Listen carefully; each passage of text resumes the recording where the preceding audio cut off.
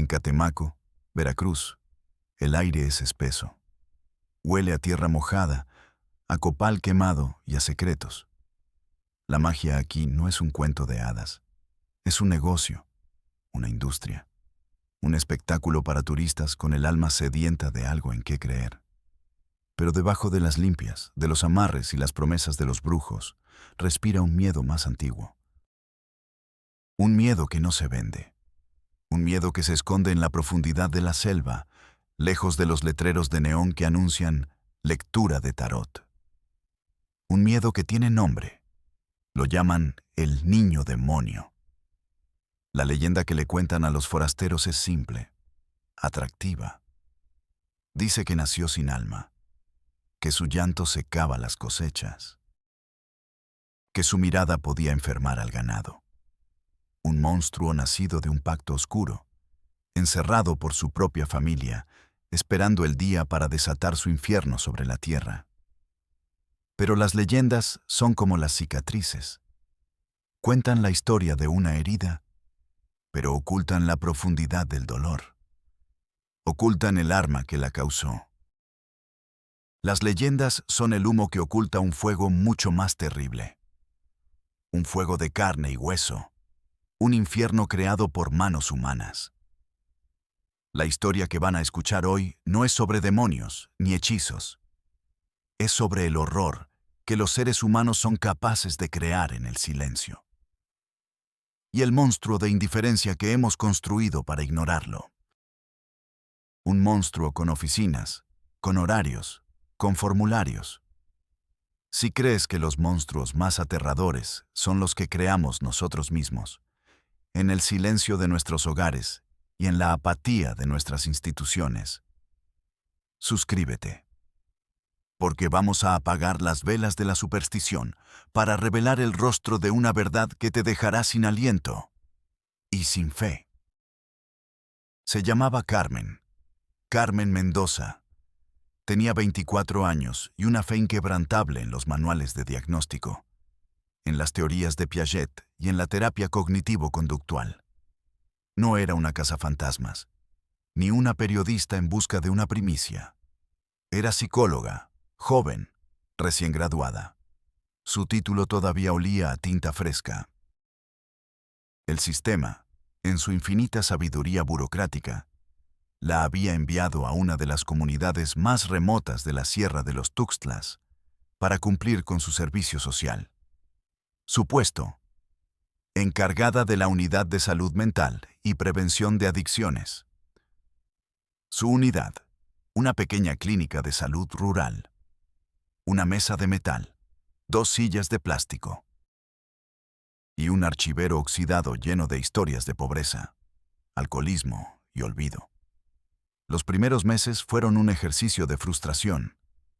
Sus herramientas teóricas, aprendidas en las aulas de la capital, se estrellaban contra una realidad hecha de superstición y miseria. Trataba la depresión con técnicas de respiración a gente que no sabía si comería al día siguiente. Hablaba de círculos de confianza. A mujeres marcadas por la violencia de sus maridos. Se sentía inútil. Una pieza decorativa en el gran teatro del abandono estatal. El rumor del niño demonio le llegó como llegan todas las verdades incómodas en esos lugares. En un susurro. Como una enfermedad en el aire. Una tarde, atendía a una anciana, doña Elvira, que sufría de ataques de pánico. La mujer no dejaba de mirar por la única ventana de la clínica, hacia una choza aislada en la ladera de un cerro. Una mancha oscura contra el verde agresivo de la selva. Él está despierto, dijo la anciana, con la voz temblorosa, aferrándose a un rosario. Lo escuché anoche, el lamento. La tierra va a llorar. Las cosechas se pudrirán. Carmen intentó calmarla. Le habló de su gestión, de la fuerza de los mitos populares en comunidades cerradas. Usó las palabras que le habían enseñado. Ansiedad generalizada. Pensamiento mágico. La anciana la miró con unos ojos que habían visto demasiado. unos ojos que no entendían de manuales. Usted no entiende, doctorcita. Es joven, lee libros, pero el mal es real y vive ahí. Señaló la choza con un dedo huesudo y tembloroso. En esa casa maldita. La curiosidad profesional de Carmen, o quizás una intuición más profunda, fue más fuerte que su prudencia. Empezó a preguntar, con cuidado, con la sutileza que le habían enseñado. Las respuestas eran siempre las mismas. Miradas esquivas, silencios repentinos, frases cortadas que quedaban flotando en el aire húmedo. De eso no se habla. Es cosa de esa familia, de los Sandoval. Es por el bien de todos que él está encerrado. Encerrado. Esa palabra se le clavó a Carmen en la mente. La oyó una y otra vez. Un mito no se encierra, una leyenda no se aprisiona, se encierra a una persona de carne y hueso. Una tarde, al terminar su jornada, en lugar de tomar el camino de terracería de regreso al pueblo principal, se desvió. Decidió caminar hacia la choza en la ladera. El sendero era apenas una línea de lodo y piedras. La selva lo devoraba todo. El aire se hacía cada vez más denso, más húmedo. El sonido de los insectos era un zumbido constante, opresivo. Sintió miedo, un nudo frío en el estómago. La sensación irracional de estar siendo observada por ojos invisibles. La choza era la imagen misma de la desolación. Paredes de madera podrida, oscurecida por la humedad. Techo de lámina oxidada, con agujeros por donde se colaba una luz enfermiza. No había ventanas, solo una puerta sólida, de tablones gruesos, cerrada con un candado enorme, grueso, herrumbroso, un candado de prisión. Carmen se acercó. El corazón le latía con fuerza, un tambor en el silencio espeso. El silencio era absoluto. Demasiado absoluto. No había gallinas, ni un perro. Nada. Llamó a la puerta. Su voz sonó débil, absorbida por la madera. «¿Hola? ¿Hay alguien en casa?» Nada. Solo el zumbido de la selva. Insistió, más fuerte, golpeando con los nudillos. «Soy la psicóloga de la clínica. Soy Carmen. Solo quiero saber si necesitan algo». Entonces, un ruido. Desde adentro. No fue una voz. Fue un sonido gutural. Un gemido bajo, animal, lleno de un dolor que no era físico. Luego, un golpe seco contra la madera. Pum. Una pausa. Pum. Un ritmo lento, metódico, desesperado. Carmen retrocedió de un salto. El vello de sus brazos se erizó. No era el sonido de un monstruo. Era el sonido de alguien pidiendo ayuda de la única manera que podía. Una mujer salió de la parte trasera de la choza. Llevaba un balde vacío. Era delgada, casi esquelética, con la piel curtida por el sol y la mirada gastada. Tendría unos 30 años, pero parecía tener 50. Se llamaba Amalia. Cuando vio a Carmen, su rostro se transformó en una máscara de pánico y hostilidad. «Váyase de aquí», gritó. Su voz era un graznido. «Aquí no hay nada para usted. Lárguese». «Señora, por favor, cálmese», escuché a alguien adentro. «¿Está todo bien?» «Es mi hijo, y está enfermo, muy enfermo. No quiere ver a nadie». «Soy profesional de la salud. ¿Qué enfermedad tiene? Quizás yo pueda ayudar. Puedo traer un médico de la ciudad». Amalia soltó una risa seca, sin alegría. Una risa que era un sollozo ahogado. «Ningún médico puede curarlo a él», dijo. Y con una fuerza que Carmen no esperaba, la tomó del brazo y la empujó lejos de la puerta. Sus dedos eran como garras. «No vuelva por aquí. Por su bien. Déjenos en paz con nuestra desgracia». Carmen se fue, pero la sensación de los dedos de Amalia en su brazo y el eco de los golpes contra la puerta se quedaron con ella. Esa noche no durmió. Daba vueltas en su catre, mientras la lluvia golpeaba el techo de lámina de su pequeña habitación. El sonido de los golpes se mezclaba con el de las gotas. ¡Pum! ¡Pum! ¡Pum! Una semana después, Carmen regresó. Esta vez no fue de día. Fue al amparo del crepúsculo, cuando las sombras se alargan y se confunden. Esperó, oculta entre la maleza, sintiendo los piquetes de los mosquitos. Vio a Amalia salir. La vio caminar hacia el arroyo con el mismo balde. Era su oportunidad. Corrió hacia la choza. El candado seguía allí, como un guardián oxidado. Miró a su alrededor, desesperada. Encontró una barra de metal, probablemente de una vieja herramienta de labranza, tirada en el suelo. Con las manos temblando, la usó como palanca. Hizo fuerza, 1, 2 veces. La madera vieja y podrida alrededor del cerrojo se dio con un crujido espantoso. La puerta se abrió con un quejido largo, como un lamento. La oscuridad del interior la golpeó como una pared física. Y el olor. Dios mío, el olor. Un olor agrio, penetrante, insoportable. El hedor de la carne sin lavar, de la orina rancia, de las heces, del encierro. El olor de la desesperanza convertida en miasma. Tuvo que taparse la boca y la nariz con el rebozo para no vomitar. Esperó a que sus ojos se acostumbraran a la penumbra. Poco a poco, las formas comenzaron a definirse en la escasa luz que se filtraba por las rendijas. Era una habitación pequeña, de unos 3 por 3 metros, desnuda. Un suelo de tierra apisonada y húmeda. Y en un rincón, una figura, acurrucada, hecha un ovillo. Era un niño. O lo que restaba de él. Aparentaba 10 u 11 años, si bien su complexión era la de un niño de 7. Su delgadez era extrema. La piel, de una palidez mortecina, casi traslúcida, se adhería a los huesos. El cabello, largo y enmarañado, estaba apelmazado por la suciedad. Con cada movimiento, su cabeza golpeaba suavemente la pared de madera.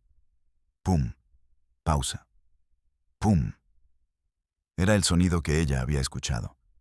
El ritmo monótono, autista, de una vida sin esperanza. El único estímulo en un universo de negrura. Carmen sintió que el suelo desaparecía bajo sus pies. El aire se le escapó de los pulmones. Tuvo que apoyarse en el marco de la puerta para no caer. La barra de metal se le resbaló de las manos y cayó al suelo con un ruido sordo. El frío no era de la tarde. Era un frío que le nacía desde adentro, desde el tuétano del alma. El niño no pareció escuchar el ruido. No la miró. Parecía no darse cuenta de su presencia. Sus ojos estaban abiertos, pero no veían nada, fijos en un punto invisible de su infierno privado. Carmen dio un paso hacia él, conteniendo la respiración por el olor.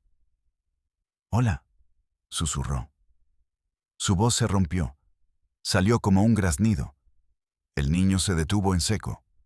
Giró la cabeza lentamente, con un movimiento de autómata, y la miró. Sus ojos. Dios mío, sus ojos. Eran grandes, oscuros, y estaban completamente vacíos. No había curiosidad, no había miedo, no había sorpresa, no había nada. El vacío absoluto de un alma que se había apagado. Carmen se arrodilló a una distancia prudente sobre la tierra húmeda. «Me llamo Carmen», dijo, tratando de que su voz sonara cálida, suave, como le habían enseñado. «No voy a hacerte daño». El niño emitió un sonido, un quejido agudo, lastimero, como el de un animal atrapado en una trampa.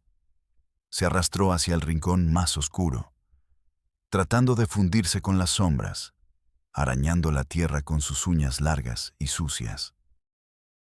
Y entonces Carmen lo vio.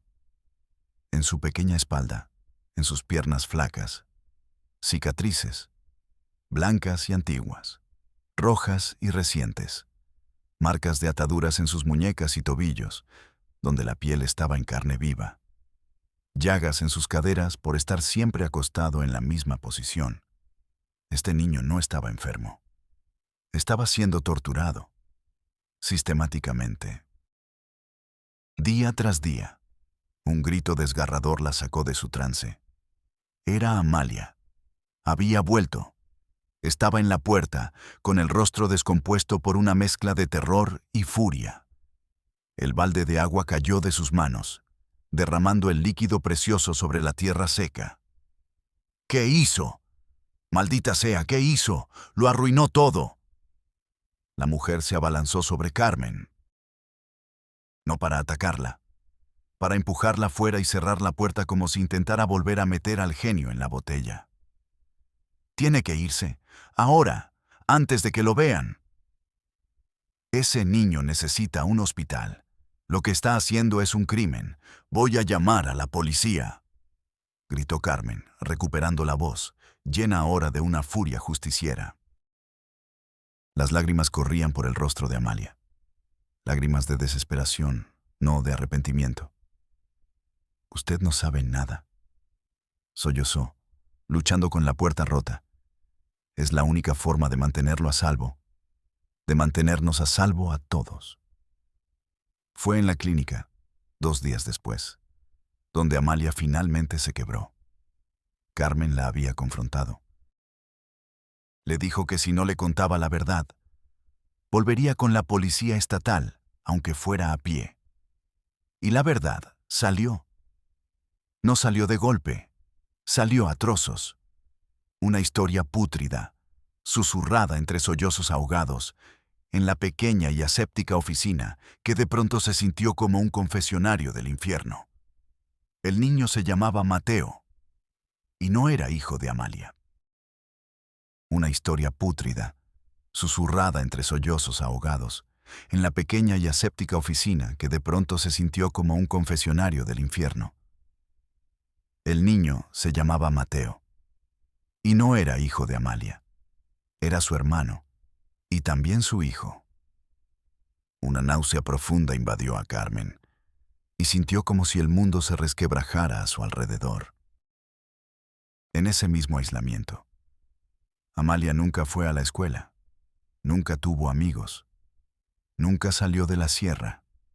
Su único mundo era ese infierno de humedad, miedo y obediencia. Cuando quedó embarazada a los 16 años, el padre la encerró por completo. La amenazó con matarla a ella y al bebé si alguien se enteraba. Nunca tuvo amigos. Nunca salió de la sierra. Su único mundo era ese infierno de humedad, miedo y obediencia. Cuando quedó embarazada a los 16 años, el padre la encerró por completo. La amenazó con matarla a ella y al bebé si alguien se enteraba. Tenía deformidades físicas leves, una asimetría en el rostro, un pie zambo. Pero sus problemas de desarrollo eran severos. Nunca aprendió a hablar. Su mente estaba atrapada en un laberinto del que no podía salir. Sufría de convulsiones. Para la gente del pueblo, supersticiosa y temerosa, solo había una explicación: el diablo. Decían que Amalia había hecho un pacto, que el niño era un engendro del mal, el fruto de un pecado contra natura. Empezaron a acosarla, a dejar animales muertos en su puerta, a apedrear su casa por las noches. Un día, un grupo de hombres borrachos intentó entrar a la fuerza para purificar la casa y sacrificar al niño. Amalia, aterrorizada, hizo lo único que se le ocurrió para sobrevivir. Alimentó la leyenda. Les dijo que sí, que tenían razón, que su hijo era peligroso, que tenía poderes, que era mejor no acercarse, que su mirada podía maldecirlos. El encierro de Mateo no empezó como un castigo. Empezó como una forma retorcida y desesperada de protección. La jaula lo protegía de la turba, pero la jaula con el tiempo, se convirtió en el monstruo. Amalia, atrapada por la culpa, la vergüenza y un amor deforme, empezó a verlo como lo veían los demás. Su castigo, su maldición, su cruz. Las ataduras eran para que no se hiciera daño durante las convulsiones. El aislamiento era para que no dañara a otros con su presencia maldita. Poco a poco había destruido al niño que intentaba proteger. Carmen escuchaba, con el corazón hecho pedazos. El horror no era un mito, era un legado. El fruto podrido de un crimen que se había transformado en otro, y luego en otro. Una cadena de horror. Con la confesión de Amalia grabada en una pequeña grabadora y sus propias notas detalladas, Carmen supo que esto era demasiado grande para ella. Necesitaba al sistema. Confiaba en él. Creía, con la inocencia de los recién graduados, que existía para casos como este. Qué ingenua era. Su primer viaje fue a la cabecera municipal, a la comandancia de la policía. Le explicó la situación al comandante de turno, un hombre llamado Vargas, con un bigote espeso, una barriga prominente y una mirada de perpetuo aburrimiento. Carmen habló con la urgencia de quien ha visto el infierno. Describió la habitación, el olor, las cicatrices del niño, la confesión de la madre. Puso la grabadora sobre el escritorio. El comandante Vargas la escuchó mientras limpiaba sus uñas con la punta de una navaja. Ni siquiera miró la grabadora. Cuando ella terminó, él bostezó. Un bostezo largo, ruidoso, que llenó toda la oficina. «Mire, señorita psicóloga», dijo sin mirarla. «Aquí en la sierra hay muchas historias. Brujos, chaneques, niños endemoniados. Si hiciera caso a cada chisme, no haría otra cosa. La gente de aquí es así. No es un chisme, comandante. Es un niño secuestrado y torturado. Hay evidencia física. Hay una confesión grabada. Una confesión de una mujer que usted misma dice que no está bien de la cabeza. Para un juez, eso no es evidencia, es folclore», replicó. «Mientras no haya un cuerpo o una denuncia formal de un familiar directo, y que yo sepa, no hay más, no podemos actuar. Vuelva cuando tenga algo sólido». Le dio la espalda y se puso a hablar por radio de un robo de ganado. El caso de Mateo había sido despachado en menos de 5 minutos. Carmen se quedó de pie, sintiendo cómo el uniforme del hombre se convertía en un muro. Salió de allí sintiendo el sabor del metal en la boca, el sabor de la primera derrota. Su siguiente parada fue el DIF, la Oficina de Desarrollo Integral de la Familia. El lugar era limpio. Tenía carteles de niños sonrientes en las paredes. Un oasis de burocracia colorida en medio de la miseria. La recibió la directora, la licenciada Robles. Una mujer de traje sastre impecable y sonrisa practicada. Carmen volvió a contar la historia. La licenciada Robles escuchaba, tomando notas en un blog con el logo del gobierno. Su rostro mostraba la cantidad justa de preocupación profesional. «¡Qué situación tan delicada y compleja!», dijo al terminar, juntando las manos sobre el escritorio. Claramente, el menor se encuentra en un entorno de alta vulnerabilidad estructural y familiar. Carmen sintió un brote de esperanza. Por fin, alguien usaba el lenguaje correcto. «Para iniciar un proceso de intervención», continuó la licenciada, «necesitamos seguir el protocolo. Primero, necesitamos que usted llene el formato de denuncia ciudadana, el 304-B, con 3 copias. Luego, el reporte de situación de riesgo, el 7A. Y es crucial que anexe una copia certificada del acta de nacimiento del menor. El niño no está registrado. Probablemente no existe para el Estado, dijo Carmen, desesperada. Ah, bueno, eso lo complica todo, dijo la licenciada Robles, frunciendo el ceño por primera vez. Sin una identidad legal, el niño técnicamente no es sujeto de derecho para nuestra institución. Primero, habría que iniciar un juicio de reconocimiento de identidad. Eso le corresponde al registro civil, no a nosotros. Llene este otro formato, el de solicitud de registro extemporáneo. Abrió un cajón y sacó una pila de papeles. El sistema no buscaba rescatar a Mateo, buscaba clasificarlo. Cuando Carmen regresó a la oficina con las pruebas, un superior le dijo, con la mirada perdida en un monitor: Señora Mendoza, ahora esto es un caso de personas desaparecidas. Eso le corresponde a otra dependencia. Llene el formato 2B. El sistema no buscaba justicia. Buscaba ordenar el horror en carpetas, clasificarlo, archivarlo hasta que fuera olvidado. Salió de allí con un fajo de formularios inútiles que se sentían pesados como lápidas. Su último recurso fue una organización de derechos humanos en la capital del estado, Xalapa. Consiguió una cita con un abogado, un hombre joven, idealista como ella lo había sido apenas unos meses antes. El abogado la escuchó con atención genuina. Se indignó, juró que harían algo. Por primera vez en días, Carmen sintió que alguien la entendía. El abogado hizo llamadas, escribió oficios, movió los hilos que podía mover.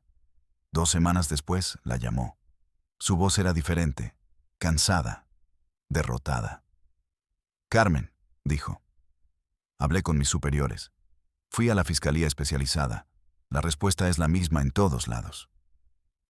Hizo una pausa. Carmen escuchó cómo encendía un cigarrillo. Me dijeron textualmente, y cito: Licenciado, ese caso es un nido de avispas. La comunidad es muy cerrada, muy violenta. Si entramos por la fuerza, puede haber un linchamiento. La madre no va a cooperar. El niño no puede testificar. Políticamente, es un suicidio. Es año electoral. Déjelo morir. Archive el caso como conflicto comunitario no resuelto. Archive el caso. Déjelo morir. Carmen se quedó en silencio, con el teléfono pegado a la oreja. Podía escuchar el ruido del tráfico al otro lado de la línea. El sonido de un mundo que seguía girando, ajeno al niño que se pudría en una choza. El sistema no solo era indiferente, era cobarde. Había hecho un cálculo de costos, y la vida de Mateo no valía lo suficiente para arriesgar un escándalo. Colgó el teléfono, se sentó en el suelo de su pequeño apartamento y se rindió. La historia oficial termina ahí. En los archivos del Servicio Social de Carmen Mendoza, el caso aparece como seguimiento concluido por falta de cooperación de la comunidad. Una mentira burocrática para cubrir una atrocidad. Carmen renunció a su servicio social unas semanas después. Se fue de Veracruz. Nadie supo más de ella. Desapareció, como si la selva se la hubiera tragado también a ella. ¿Y qué pasó con Mateo? Nadie lo sabe con certeza. La verdad se pudrió en esa choza. La leyenda del niño demonio sigue viva en Catemaco. Se cuenta a los turistas para darles un escalofrío. Se usa para asustar a los niños desobedientes. Algunos dicen que una noche hubo un incendio. Que la choza en la ladera ardió hasta los cimientos. Un fuego rápido, violento. Unos culpan a un rayo de la temporada de tormentas. Otros a la mano del hombre, a una purificación final de la comunidad. Nadie encontró cuerpos, o nadie los buscó. Otros susurran que Amalia, en un último acto de locura o de piedad, se adentró en la selva con su hijo y su hermano, y que la tierra se los tragó, reclamando lo que era suyo. La verdad es que no importa cómo terminó. Lo que importa es qué ocurrió. Un niño fue borrado del mundo. Primero, por el crimen de su padre. Luego, por el miedo de su comunidad. Y finalmente, por la indiferencia calculada del sistema que debía protegerlo. Mateo no fue asesinado por un demonio. Fue asesinado por formatos, por protocolos, por jurisdicciones, por cobardía política. Fue asesinado por el bostezo de un comandante, por la sonrisa vacía de una directora y por el silencio cómplice de un Estado que eligió mirar hacia otro lado. La leyenda del niño demonio no es una historia de terror sobrenatural. Es el monumento que una sociedad levanta para ocultar sus propios pecados. Un recordatorio de que los monstruos más reales no se esconden en la oscuridad de la selva. Se sientan en escritorios, bajo luces fluorescentes, y archivan el horror con un sello de caso cerrado.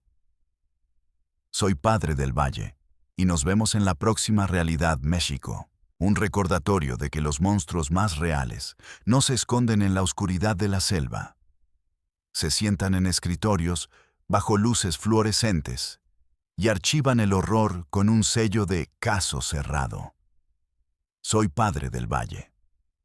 Y nos vemos en la próxima Realidad México.